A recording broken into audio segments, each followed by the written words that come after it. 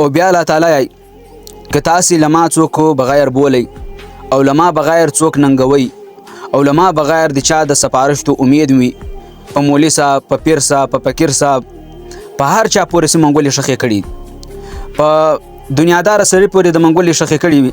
اعوذ بالله من الشیطان الرجیم بسم الله الرحمن الرحیم مثل الذين اتخذوا من دون الله أولياء كمثل العنكبوت اتخذت بيتا وإن أوهن البيوت لبيت العنكبوت لو كانوا يعلمون إن الله يعلم ما يدعون من دونه من شيء وهو العزيز الحكيم وتلك الأمثال نضربها للناس وما يعقلها إلا العالمون خلق الله السماوات والأرض بالحق إن في ذلك لآية للمؤمنين.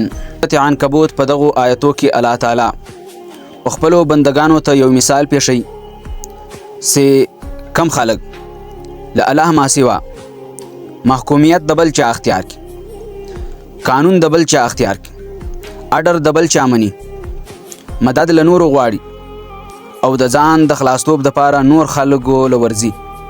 له الله ما سوا دای د دنیا په هر چا پورې منګولې ښخوي، بیا که ملا وي که عامل وي که پیر وي او که ولی وي او که نور څوک هم وي، دا داسې له الله ما سوا په بل چا ځان پاتوي. نو الله تعالی د دغو خلکو مثال بیانوي. الله تعالی د دغو خلکو له الله ما سوا که نیکان دي که پیران دي که ملایان دي که هر څوک دي یا د دنیا سوپر پاور دي یا د دنیا په موجوده وخت کې کم د اقتدار خاوندان دي، نو دغه خلکو مثال الله تعالی دغسې دی لکه د غڼې انا کور. د غڼې انا کور داسې دی که تاسې کتلی وي کمزوری شی لکه مچ لکه بل شی، دا د غڼې انا کور یې ګیړ کي او وینځي او چې کم څوک د غڼې انا تر دا جال یا کور مضبوط وي زورور وي هغه دا کور په مخه واخ. لکه مثال انسان یو ګوته ورداسې کي نو دا کور خرابولی سي، سا ورپوکي خرابولی سي، خو دا تر ځان کمزوری سړی دی ګیروي او دغه د ځان خوراک جوړي. دغه نمونه له الله ما سوا قانون له الله ما سوا په بل چا پورې لاس نیول، نو دغه داسې دی لکه دا مچ سي د غڼې انا کور ګیړ کړ او د ځان خوراک یې جوړ کړ.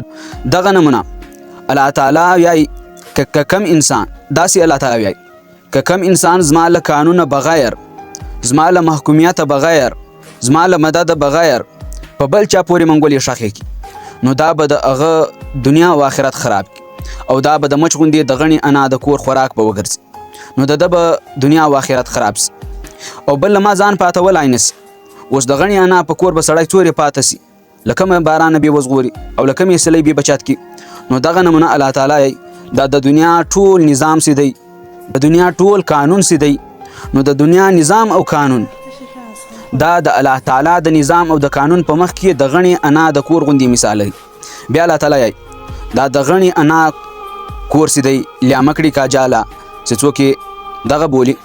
نو دا د غڼې انا کور په ټولو کورو کې د دنیا کمزوری کور دی او د ټولې دنیا نظامونه دي، که سوپر پاور دي که هر څوک دي، که سیکولریزم دی که سوشلیزم دی، هر څوک دي په هر نامه سي دي، هغه د الله تعالی د قانون د الله تعالی د نظام د الله تعالی د دین په مقابله کښې یا په مخ کې داسې حیثیت هم نه لري لکه د غڼې انا کور. او بیا الله تعالی که تاسې لما څوک بغیر بولی او لما بغیر څوک ننګوي او لما بغیر د چا د سپارښتو امید وي په مولي صاحب په پیر صاحب په فقیر صاحب په هر چا پورې سې منګولې ښخې کړي، په دنیاداره سړي پورې د منګولې ښخې کړي وي، له هغه سره رایسه درسه کوي چې بیا به مو د دنیا لیاړې په تاریس، په بل چا پورې د لاس نیولي چې په ده به مو د آخرت لیاړې تاریس او آخرت کې به دی مدد راسه وکړي، او په دنیاداره پورې په دا لاس نسي چې دی به په دنیا کې مدد راسه وکړي.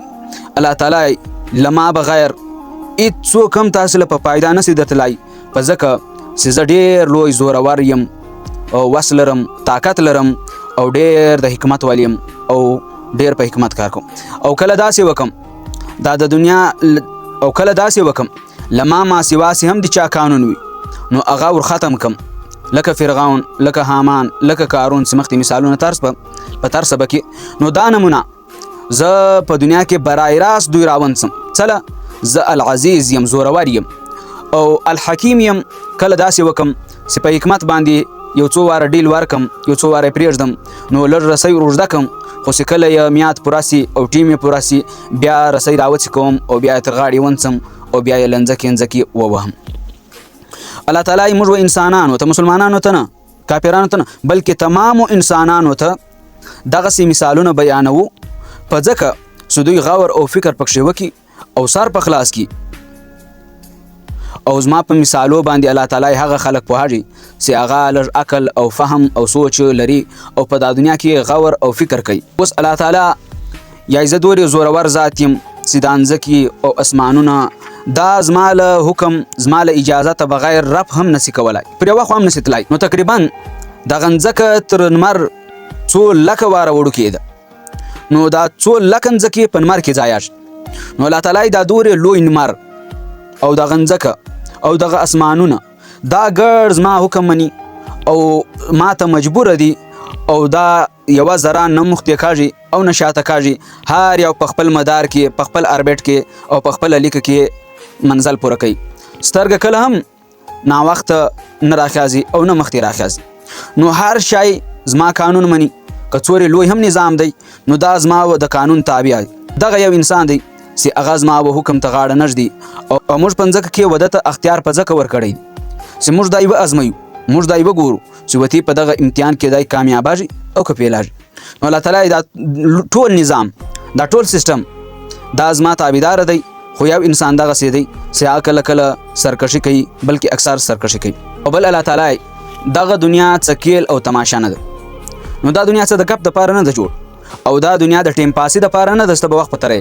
نو دا دنیا او دا سیسټم، دا دنیا او دا سیسټم او دغه مثالونه او دغه وتا ته و تمام انسانیت ته و ټولو انسانانو ته چې زه دا مثالونه پیښوم، نو په دغه کې د عقلمندو دپاره، د پوهو خلکو دپاره، د غور فکر کولو دپاره او خاص کار د مؤمنانو دپاره چې دوی یاره د ایمان دعوه کوي او ایمان لري، نو د دوی دپاره دا نشانی ده، عبرت دی، سبق دی او موقع ده چې دوی له دغه خبرو څخه عبرت واخلي او عبرت ترلاسه کړي.